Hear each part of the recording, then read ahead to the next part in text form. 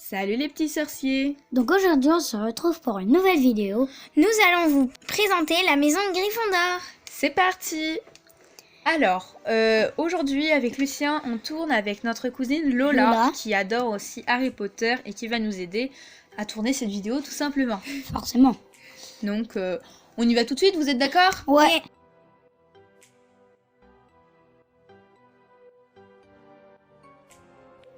C'est la maison de tous nos héros, Harry, Hermione et Ron. Mais celle aussi des plus grands professeurs de Albus Dumbledore, à Minerva McGonagall.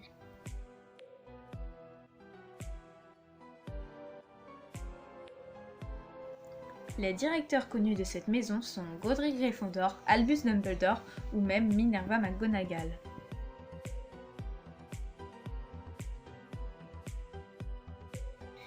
Les qualités requises pour entrer dans cette maison sont le courage, l'hardiesse et la force d'esprit.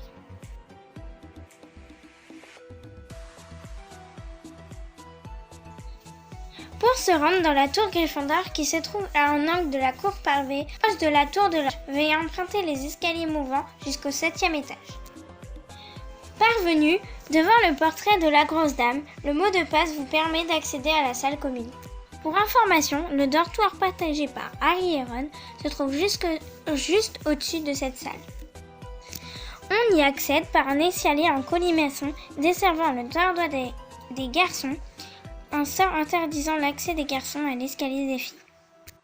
A noter que le portrait de Gryffondor dans le hall de Poudlard permet d'accéder directement au 7e étage par un passage secret.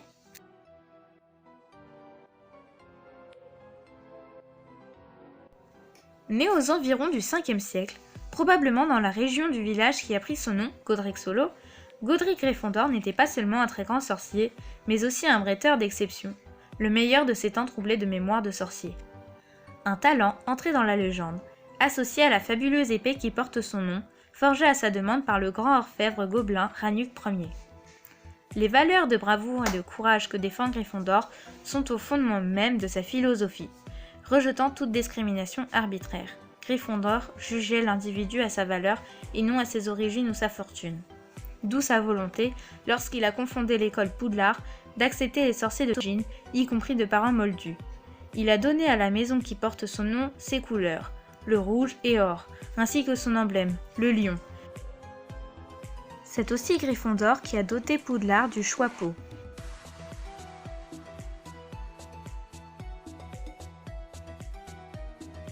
C'est à la suite d'un sort malheureux que Sir Nicholas de Mimsy-Porpington quitte la cour du roi Henri VII et le monde des vivants. Au lieu d'améliorer le charme d'une dame d'honneur de la reine, il l'affuble de défense d'éléphant. Le piètre sorcier y perd sa baguette, son arrogance et la vie. Décapité le 31 octobre 1492. C'est sa peur de la mort qui lui fait choisir la non-vie de fantôme, condamné à hanter Poudlard. Ultime humiliation, la hache mal aiguisée a laissé 1 centimètre de tendon et de chair rattachant encore la tête au cou. Il y a gagné son surnom, Nick quasi sans tête. Fidèle fantôme de Gryffondor, il peut se montrer d'un grand secours pour ses pensionnaires. C'est John Cleese qui incarne le fantôme de la maison Gryffondor.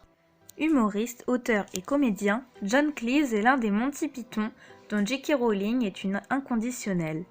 Outre la série télévisée culte de spectacles et les films conçus avec ses complices des Monty Python, Cleese s'est aussi illustré dans une autre série culte qu'il a créée avec sa femme, L'Hôtel en folie, 1975, et dans de nombreuses comédies comme Un poisson nommé Wanda et 2 films de la série James Bond dans le rôle de Q.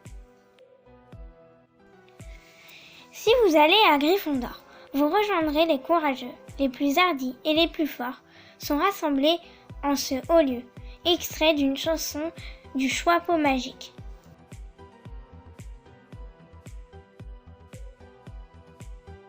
Pour moi, la maison Gryffondor n'est pas la meilleure des maisons à Poudlard. Moi, je préfère la maison Serre d'Aigle qui, pour moi, a toutes les qualités vraiment trop bien. Mais Gryffondor, c'est vraiment la maison qui va... C'est là où Harry y est, Hermione et Ron aussi. Du coup, c'est cette maison-là qu'on va voir dans tous les films Harry Potter. Et du coup, il y a beaucoup de gens qui vont plus aimé Gryffondor, mais moi je ne me suis pas fait avoir, si on peut dire ça comme ça. Gryffondor, ce n'est pas ma maison préférée, même si j'y suis avec le test Pottermore, je fais partie de la maison Gryffondor, je l'adore. Mais ce ne reste pas forcément la maison que je préfère, et toutes les maisons ont des défauts, et celle-là je peux lui en trouver plusieurs.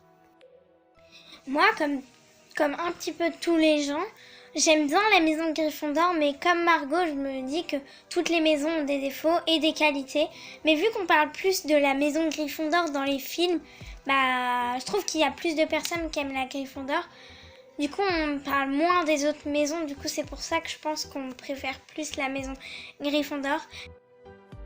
Donc voilà, cette vidéo est terminée. On espère qu'elle vous aura plu, surtout si ça vous a plu, n'hésitez pas à liker et à vous abonner. Et n'oubliez pas que HPLM a son compte à lui Instagram, donc c'est HPLM_officiel. Allez vous abonner, il y a beaucoup de choses. Pour faire cette vidéo, nous nous sommes inspirés du livre Les mondes magiques Harry Potter et les animaux fantastiques.